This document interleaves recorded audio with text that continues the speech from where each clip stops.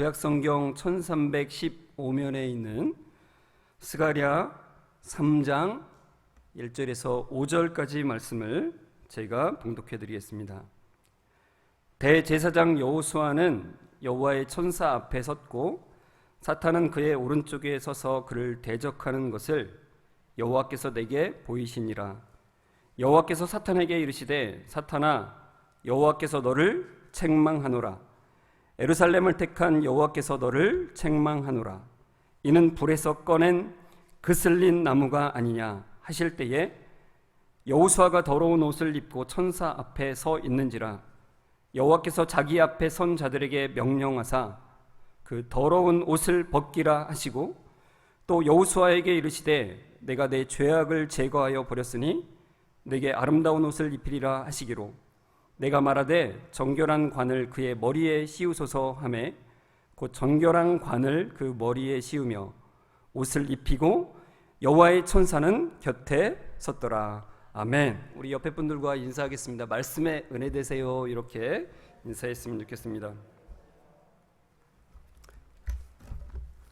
말씀에 귀한 은혜가 되시길 주의 이름으로 축원합니다. 여러분 오늘 말씀의 제목은 아름다운 옷을 입히리라고 하는 제목입니다. 제사장의 옷을 여러분 보신 적 있으시죠? 저 앞에 잠깐 간단하게 보여드리는데요. 여러분 로마서 8장 1절에서 2절에 이런 말씀이 있습니다. 그러므로 이제 그리스도 예수 안에 있는 자에게는 결코 정죄함이 없나니 이는 그리스도 예수 안에 있는 생명의 성령의 법이 죄와 사망의 법에서 너를 해방하였음이니라. 굉장히 유명한 구절이죠. 제가 대학생 때 참 많이 불렀던 노래인데 아시는지 모르겠습니다. 예수 안에 있는 나에게 정죄함 없네. 그리고 이제 뒤에 가면 해방되었네 죄와 사망의 법에서 이런 노래인데 기억나시는지 모르겠습니다. 이렇게 부를 때는 정말 신나서 그 해방의 기쁨을 노래하는데 뭔가 마음에 걸리는 게 있으면 정죄감이 괴롭히는 걸 제가 느낄 수 있습니다. 그러니까 노래 부를 때는 너무 기쁜데 정죄감이 몰려올 때는 이 말씀 구절이 너무 저에게 이상하게 느껴지는 거예요. 분명히 정죄함이 없다고 했는데 그때는 기뻤는데 왜 이렇게 정죄감이 들까 이런 생각이 드는 거죠. 그래서 제가 생각을 했습니다. 정죄함이 없다는 말이 과연 무슨 말일까? 예수님을 믿으면은 죄가 없다는 건가? 그러니까 죄를 짓지 않는다는 말인가? 또 예수님을 믿으면 죄를 지어도 예수님이 죄로 인정하지 않으신다는 말인가? 그리고 예수님을 믿으면 죄를 지어 죄로 인정되지만 죄의 책임을 묻지 않는다는 말인가? 이런 여러 가지 생각들을 했습니다. 무척이나 고민이 되었고 여러 가지로 많이 생각해 보기도 했는데 오랫동안 진짜 풀리지 않았던 의문입니다. 과연 결코 정죄함이 없다는 말이 무엇일까? 근데 이제 오늘 이 스가랴 3장 말씀을 통해서 그 의미를 저랑 같이 함께 추적해 봤으면 좋겠습니다. 스가랴 3장 1절에서 3절에 이렇게 돼 있죠. 대제사장 여호수아는, 우리가 보통 알고 있는 그 여호수아가 아니라 대제사장 여호수아입니다. 여호와의 천사 앞에 섰고 사탄은 그의 오른쪽에 서서 그를 대적하는 것을 여호와께서 내게 보이시니라.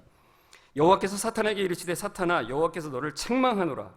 예루살렘을 택한 여호와께서 너를 책망하노라. 이는 불에서 꺼낸 그슬린 나무가 아니냐 하실 때에 여호수아가 더러운 옷을 입고 천사 앞에 서 있는지라. 저기 앞에 있는 그림처럼 여호수아가 더러운 옷을 입고 있죠.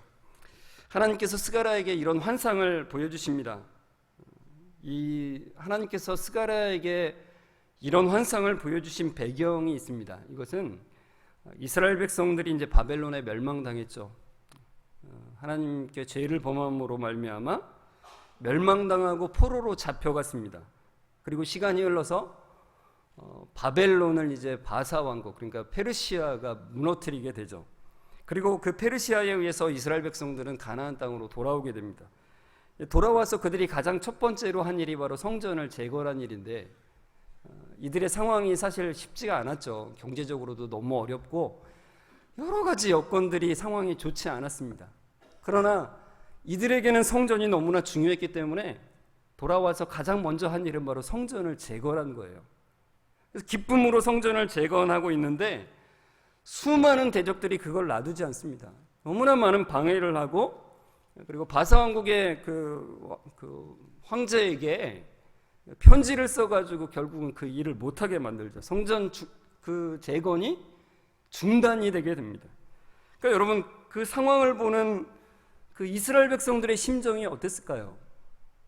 하나님이 우리에게 명령하셨고 약속하셨는데 그 약속은 어디 갔으며 우리의 소망은 어디 갔는가, 이런 생각이 드는 거죠. 절망이 드는 겁니다. 1년이 지나고 2년이 지나고 3년이 지나고 5년이 지나고 10년이 지나도 그 상태로 있는 거예요. 얼마나 마음이 아프고 그들의 소망이 사라져가고 그들이 얼마나 다운이 됐겠습니까? 저도 이제 성광교회에 내려와서 얘기를 들었는데, 우리 성광교회도 예배당을 이제 짓다가 중단이 된 적이 있다고 제가 들었습니다. 그래서 성도들의 마음이 참, 그때 얘기를 들으니 참 얼마나 암담했겠는가라는 생각이 들어요. 그래서 그래도 성도들께서 거기서 낭망하지 않고 같이 모여서 그 자리에서 기도하셨다는 얘기를 들었는데, 매일같이. 참, 근데 그 건물이 지어지다가 중단된 걸 보면 참 마음이 아프죠. 어떻게 할 수가 없죠. 근데 그런 상황에서 사실 인간이 보기에는 참 눈으로 보이는 것만 보기가 쉬워요. 그렇지 않습니까? 사단이 우리에게 눈에 보이는 것에 집중하게 하는 거예요. 근데 하나님께서는 너희가 눈에 보이는 게 전부가 아니다. 눈에 보이지 않는 것을 보라고 우리에게 말씀하세요. 그리고 사실 스가랴를 통해서 실제로 실제하는 것이 무엇인지, 진짜 너희가 봐야 될 것이 무엇인지, 눈에 보이지는 않지만 진짜가 무엇인지를 하나님께서 그들에게 보이시는 거예요. 환상으로. 근데 우리가 보통 환상 그러면 실제는 아닌데 내가 바라는 거를 막 상상하는 걸로 생각하잖아요. 그런 환상이 아니라 하나님께서 보이시는 환상은 눈에 보이지는 않지만 실제하는 거예요. 실체예요. 그것을 스가랴를 통해서 이스라엘 백성들에게 보여주시는 거죠. 여기 대제사장 여호수아가 여호와의 천사 앞에 서 있습니다. 어떤 옷을 입고 있다고요? 더러운 옷을 입고 있습니다. 이 제사장의 옷인데 더러워요. 출애굽기 28장에 보면 제사장의 옷에 대해서 나옵니다. 출애굽기 28장 3절에 보면 그 제사장의 옷은 제사장을 거룩하게 하는 옷이래요. 그러니까 거룩의 옷입니다. 백성들을 대표해서 하나님께 나아가는 제사장은 거룩의 옷을 입어야 돼요. 그 얘기는 옷만 거룩하면 된다는 얘기가 아니라 정말 거룩함으로 나아가야 된다는 것입니다. 그런데 그가 더러운 옷을 입고 있다는 얘기는 뭐예요? 죄로 가득하다는 거죠. 죄로 물들었다는 것을 보여주는 겁니다. 그리고 사탄은 여호수아의 오른편에 서서 그를 대적한다고 합니다. 그러니까 그의 오른편에 서서 그가 지은 죄들을 열거하면서 막 다 끄집어내면서 그를 참소하고 있는 겁니다. 참소는 고소하고 있는 겁니다. 계시록 12장 10절에 보면은 이런 말씀이 있어요. 우리 그 사탄에 대해서 설명하는데, 우리 형제들을 참소하던 자, 곧 우리 하나님 앞에서 밤낮 참소하던 자가, 이렇게 돼 있어요. 그러니까 하나님의 백성들을 참소, 고소하는데 언제 해요? 밤낮으로. 그러니까 언제나 우리가 지은 죄들을 들추어 내면서 하나님 보십시오, 얘가 이런 일을 범했습니다. 얘가 이런 더러운 생각을 했습니다. 더러운 것도 아니고 더러운 생각이죠. 그리고 더러운 생각들을 했습니다. 더러운 일을 했습니다라고 계속해서 참소하는 거예요. 이제 1절을 좀 우리가 다시 한번 보시면은 이렇게 돼 있죠. 첫 번째, 여호수아가 여호와의 천사 앞에 섰고라고 나왔는데, 근데 여기 이제 천사는 원어로 보면은 단수로 나와 있어요. 그러니까 많은 천사들이 있는데 단수로 표현한 것은 이 여호와의 천사는 특별한 위상이 있는 존재로 볼 수 있어요. 그러니까 학자들에 의하면은 성자 하나님, 바로 예수 그리스도로 볼 수 있다는 거예요. 그러니까 그런 관점으로 본다면은 고린도후서 5장 10절에 나와 있는 그리스도의 심판대가 생각나게 하는 장면이에요. 이 여호와의 천사 앞에 섰다는 것이. 근데 그 그리스도의 심판대 앞에 서서 우리는 그 앞에 서게 된대요. 그리고 우리는 그 선악간의 그 몸으로 행한 것을 따라 받는다고 했습니다. 그 자리는 참 두려운 자리죠. 우리의 모든 것이 드러날 수 있는 그런 자리입니다. 여러분, 영화 중에 이런 영화가 있습니다. 나는 내가 지난 여름에 한 일을 알고 있다. 절대로 보지는 마십시오. 좋지는 않은 영화입니다. 그런데 제가 왜 이 제목을 보여드리냐면, 이 제목만큼은 여러분이 명심하셨으면 좋겠어요. 사탄이 우리에게 이렇게 늘 말하고 있다는 것을 좀 인식하셨으면 좋겠어요. 나는 내가 언제 한 일을 너보다 잘 알고 있어, 이렇게 말을 하고 있다는 거죠. 우리가 은밀하게 생각하고 다른 사람은 아무도 모르게 했던 일들을 사단은 알고 있어요. 그리고서 우리에게 그것을 말하는 거예요. 너 이러이러한 일 했지. 너는 잊었을지 모르지만 나는 안 잊었어. 이렇게 계속해서 나는 내가 그때 한 일을, 내가 생각한 일을 알고 있다라고 그렇게 우리에게 계속 말하고 있는 게 사탄이에요. 인식해야 됩니다, 여러분. 이렇게 사탄은 검사의 위치에 서서, 검사죠, 고소하는 자니까, 검사의 위치에 서서 여호수아의 죄를 하나하나 들추어내면서 고소하는 거예요. 야, 내가 몰래 생각한 거 있지? 몰래 했던 거 있지? 야, 그 죄들 내가 다 알고 있어. 여호수아, 나는 알고 있어. 이렇게 말하고 있는 겁니다. 근데 여러분, 우리가 이제 여기서 생각해야 될 것이 있습니다. 그 죄, 너는 죄인이야 라고 계속해서 이제 공격하고 그 죄를 들추어내는데, 여러분, 죄를 규정하려면 법이 있어야 됩니다. 그냥 아무렇게나 너 죄인이야 이렇게 할 수가 없는 거죠. 법이 필요합니다. 그렇다면 사탄이 우리를 대적하면서 정죄하는 기준이 무엇일까요? 무엇을 근거로 사탄이 정죄를 하겠습니까? 꼭 기억하셔야 됩니다. 하나님의 법정이기 때문에 그 기준은 하나님의 법, 즉 율법입니다. 여러분, 하나님의 법을 조금만 신중하게 생각한다면 그 법이 얼마나 엄중한지를 우리가 알 수 있어요. 그 법으로, 하나님의 그 율법으로 우리의 마음과 행동을 지적한다면 참 견뎌낼 사람이 아무도 없습니다. 우리 모두 아무도 예외 없이 거기에 난도질을 당할 수밖에 없는 게 우리입니다. 그러니까 사탄은 그렇게 죄를 들추어내면서 고소하는데 결국은 어디로 가게 되냐면 바로 여기에요. 내가 그런 짓을 하고도 하나님의 뭐라고? 여호수아, 네가 그런 짓을 하고도, 그런 죄를 짓고도 하나님의 대제사장이라고? 네가 거룩한 하나님의 대제사장이라고? 웃기지 마, 뭐 이런 거죠. 그러니까 저로 말하면, 야, 네가 그런 짓을 하고도, 최강희 목사, 네가 하나님이 보내신 자 목사라고? 네가 하나님의 거룩한 목사라고? 이렇게 저를 공격하는 거예요. 여러분들 같으면 그런 거죠. 네가 그런 죄를 짓고도 하나님의 사랑을 받는 성도라고? 네가 거룩한 성도야? 이렇게 우리에게 도전하는 거예요. 그러니까 자격 없다. 너는 하나님의 성도로 자격이 없어. 이렇게 간다는 것이죠. 여러분, 2주 전에 우리가 누가복음 15장을 봤죠. 15장 20절, 21절을 보면 아직도 거리가 먼데 아버지가 그를 보고 치근히 여겨 달려가 목을 안고 입을 맞추니 아들이 이르되 아버지, 내가 하늘과 아버지께 죄를 지었사오니 지금부터는 아버지의 아들이라 일컬음을 감당하지 못하겠나이다 하나. 이 누가복음 15장에 나온 둘째 아들도 죄를 깨닫자 아들 자격이 없는 것으로 가죠. 충분히 우리가 이해가 되죠. 아버지, 저는 아들 자격이 없습니다. 그리고는 뭘 말해야 됩니까? 그가 생각했던 것? 아버지, 저를 이제는 품꾼의 하나로 봐주십시오. 이걸 말해야 되는데 그 아버지가 어떻게 한다고요? 그 아들의 말을 끊고 아들의 말에는 대꾸도 하지 않고 종들에게 말하는 거예요. 뭘로요? 타퀴. 빨리빨리 제일 좋은 옷 입혀.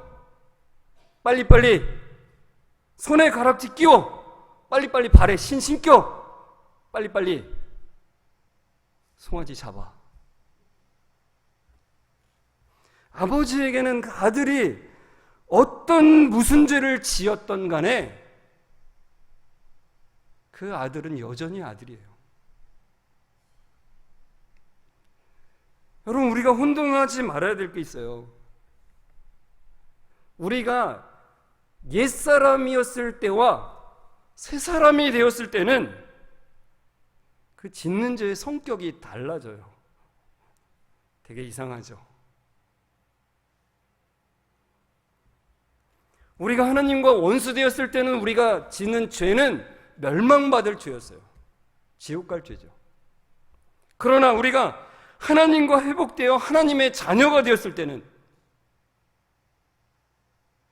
참 이 말을 오해하지 말으셔야 되는데, 어떤 죄를 짓더라도 여전히 하나님의 자녀예요. 제가 이런 말을 하면 오해를 하셔서 이게 구원파 얘기 아니냐고 이렇게 말하시는 분들이 있는데, 그게 아닌 건 이제 좀 설명해 드리겠습니다. 나 아무런 죄를 지어도 되네 이렇게 생각하시면은 그건 다시 예수님을 믿었는지를 생각해 봐야 된다는 겁니다. 그러니까 그것은 우리가 하나님의 자녀 되었을 때는 그것은 마음을 상하게 하는 죄. 그러니까 다르게 말하자면 하나님과의 그 친밀함을 깨트리는 죄예요.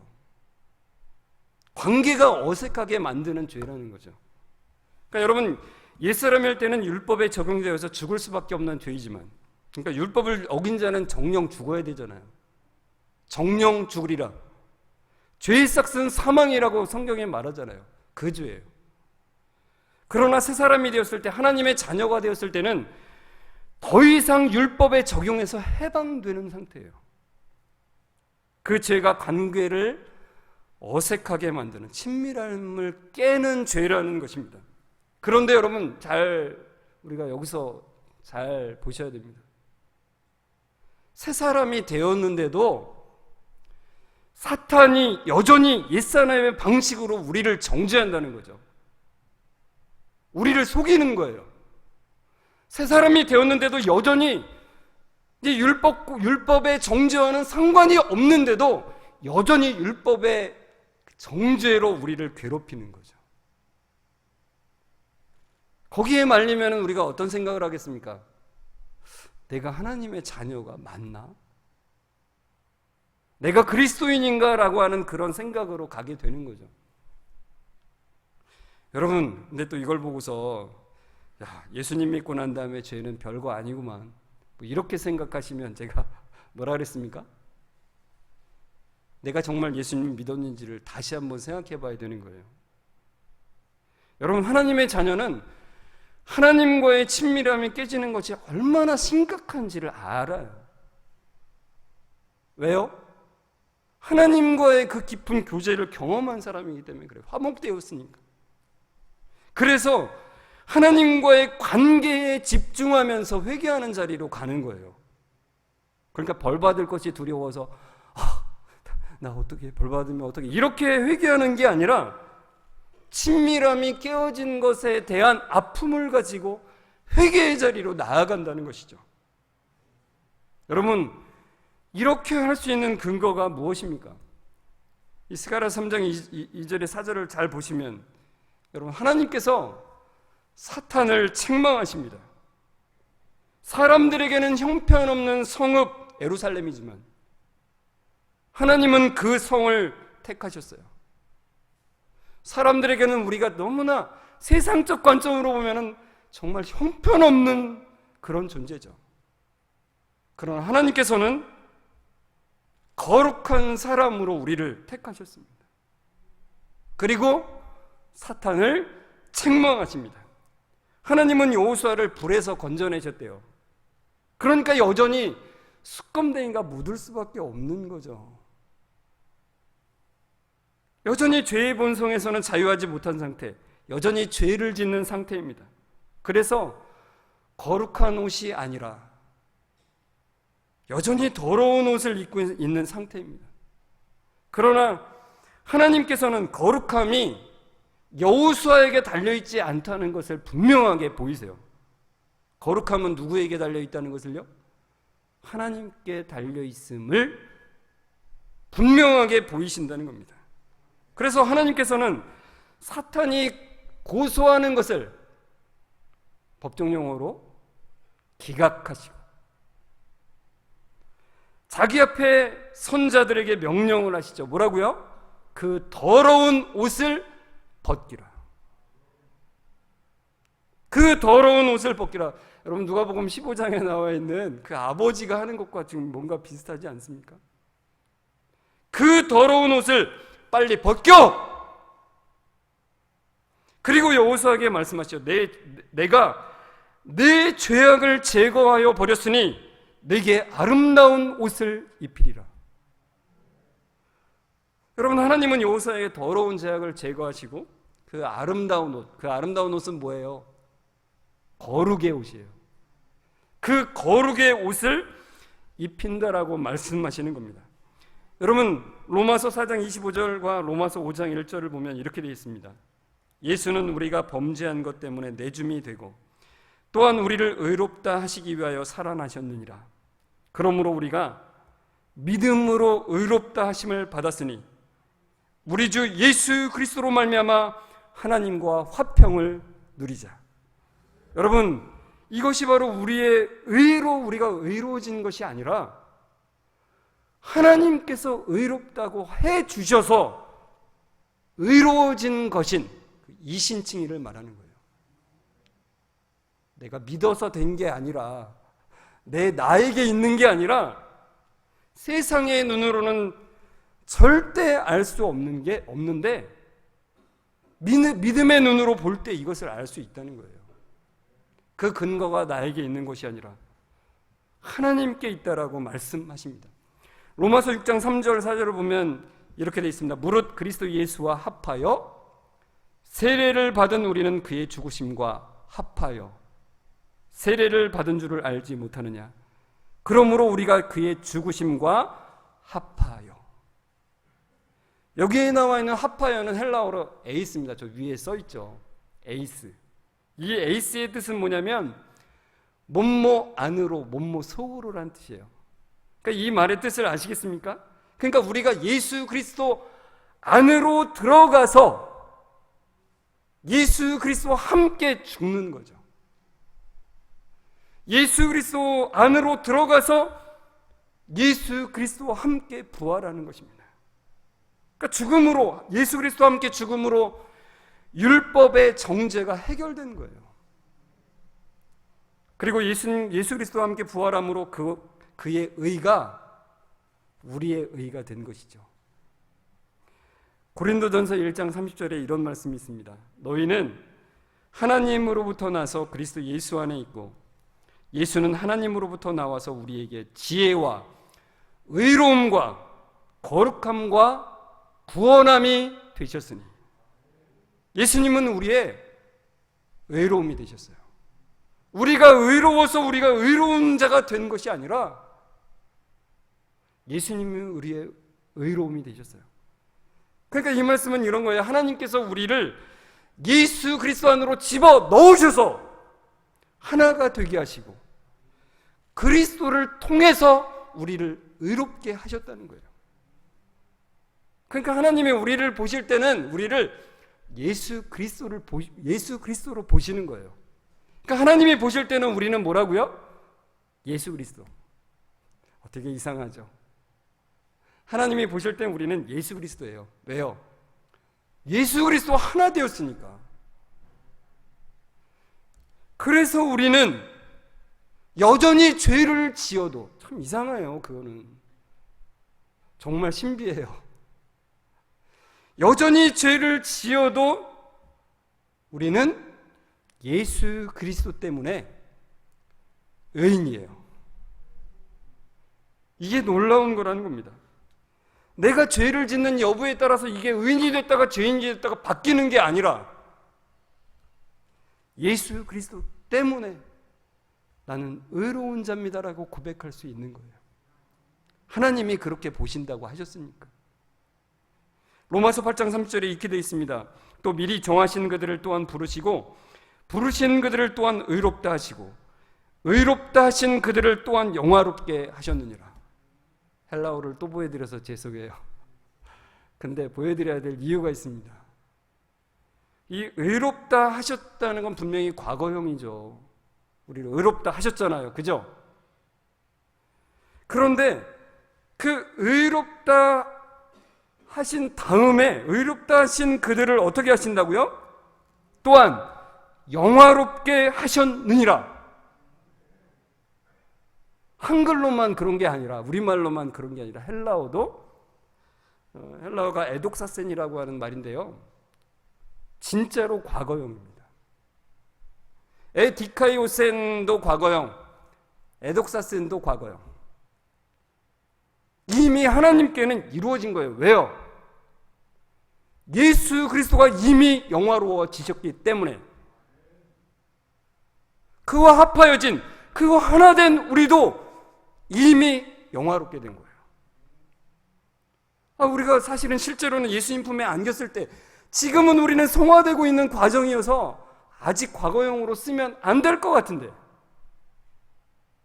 하나님의 보는 관점으로는 이미 우리는 과거형으로 영화롭게 된 것입니다. 예수 그리스도 안에서요. 여러분 지난주에 시편 8편을 또 봤죠. 마음에 새겼죠. 우리가 시편 8편 4절과 5절에 이렇게 되어 있습니다. 사람이 무엇이기에 주께서 그를 생각하시며 인자가 무엇이기에 주께서 그를 돌보시나이까. 그를 하나님보다 조금 못하게 하시고 영화와 존귀로 관을 씌우셨나이다. 주님께서 창조하실 때 영화와 존귀로 관으로 씌우신 것을 예수 안에서, 예수 그리스도 안에서 하나님께서 이미 우리 가운데 회복시키셨어요. 영화의 관을 이미 우리에게 씌워 주셨다는 것입니다. 스가랴 3장 5절에도 이렇게 되어 있죠. 내가 말하되 정결한 관을 그의 머리에 씌우셔서 하매, 그 정결한 관, 거룩의 관, 영화의 관이죠. 그것을 그 머리에 씌우며 옷을 입히고 여호와의 천사는 곁에 섰더라. 여러분, 하나님께서는 대제사장 여호수아에게 거룩한 관을 씌우시고 거룩의 옷을 입히십니다. 여호수아에게 말씀하시는 거죠. 거룩이 너에게 달린 것이 아니라 나, 곧 여호와 하나님께 달렸다라고 그렇게 말씀하시는 것입니다.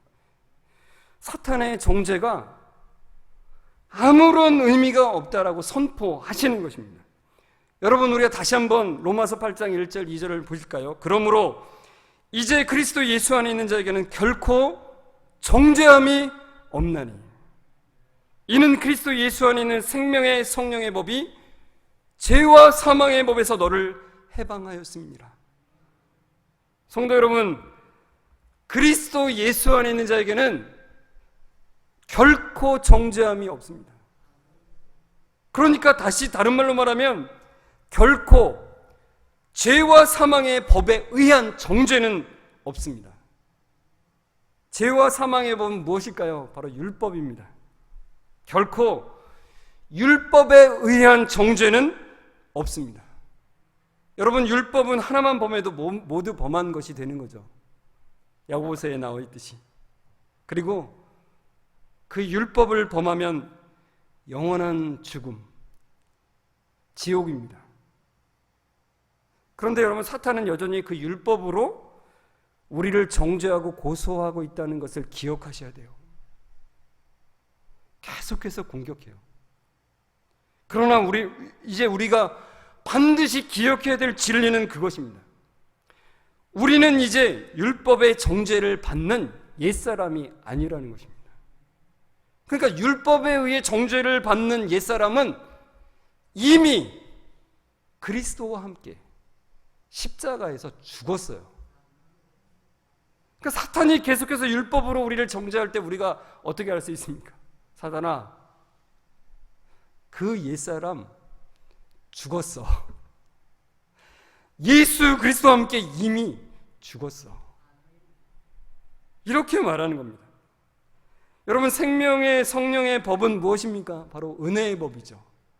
그 은혜의 법이 무엇입니까? 예수 그리스도와 합하여서 은혜로 의롭다함을 받게 한 법입니다. 죄와 사망의 법, 그 율법의 정죄를 받는 법에서 이 생명의 성령의 법이 우리를 해방시켰어요. 여러분, 오늘 우리가 생각해본 이 스가랴 3장 말씀을 마음속에 새기셨으면 좋겠습니다. 4절 5절 읽어보겠습니다. 여호와께서 자기 앞에 선 자들에게 명령하사 그 더러운 옷을 벗기라 하시고 또 여호수아에게 이르시되 내가 내 죄악을 제거하여 버렸으니 내게 아름다운 옷을 입히리라 하시기로 내가 말하되 정결한 관을 그의 머리에 씌우소서 하매 곧 정결한 관을 그 머리에 씌우며 옷을 입히고 여호와의 천사는 곁에 섰더라. 여러분, 더 이상 사탄은 우리를 정죄할 수가 없습니다. 왜냐하면 거룩의 문제는 우리에게 달려있는 것이 아니라 바로 하나님께 달려있기 때문입니다. 여러분, 대제사장 여호수아의 더러운 옷을 벗기고 거룩의 관과 아름다운 거룩의 옷을 입히신 것처럼 하나님께서 우리에게 그렇게 하셨어요. 우리의 더러운 옷을 벗기고 거룩의 관과 그리고 아름다운 거룩의 옷을 우리에게 입히셨다는 것입니다. 그러나 사탄은 계속해서 거룩의 문제를 우리 자신에게 두게 하려고 속이는 거예요. 계속해서 자꾸만 내가 죄를 짓느냐 아니냐로 거룩한지 아닌지를 판단하게 만드는 거예요. 여러분, 속지 않기를 바랍니다. 진리 가운데 서시기를 바랍니다. 우리는 예수 그리스도와 합하여져서 예수 그리스도의 의가 우리의 것이 된 자들이라는 겁니다. 여러분, 사탄이 우리를 정죄할 때 정죄감이 여러분 가운데 몰려들 때가 있죠.